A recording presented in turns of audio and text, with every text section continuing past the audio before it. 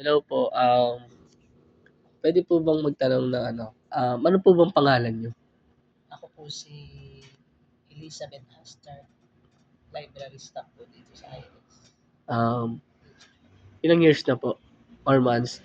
Ano pa lang, magwa 1 year. 1 year, okey. Paano niyo po na-adjust kapag nagtatrabaho kayo sa mga taong may iba't ibang pinagmulan o pananaw kumpara sa inyo? Paano na, Paano po kayo nag-a-adjust kapag nakikipagtrabaho nag-a-adjust. kayo sa mga taong may iba't ibang pinagmulan o pananaw kumpara sa inyo?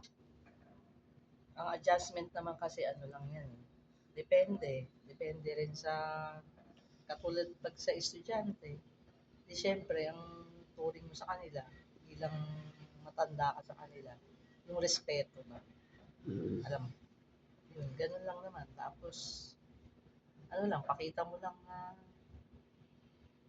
yung hindi mo sila binabaliwala pag may kailangan sila, di ba? Kasi syempre, sa school na to, um, priority yung marinig mo yung mga ano ng estudyante, pangangailangan.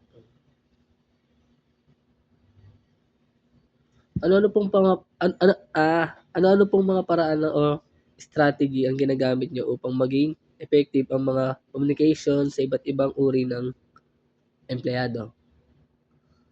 Sa staff naman, ano, yung maging totoo ka lang, ganun. Tapos trabaho lang, kung ano, kung kinakailangan din nila ng tulong sa work nila, ano lang kami, tulungan lang, ganun.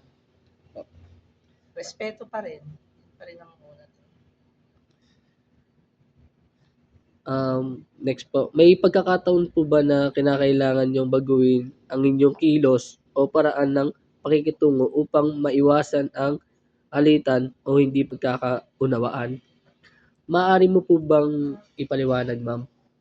Ay, yung ano lang, pasensyahan lang. 'Di ba? Lalo na pag may stress, 'di ba? Ganun talaga eh. Intindihan na lang kasi hindi naman talaga pare-pareho tayo ng ano eh. May time na in bad mood ka or ano, 'di ba? Busy ka. Ano na lang, mahabang pasensya lang kayo.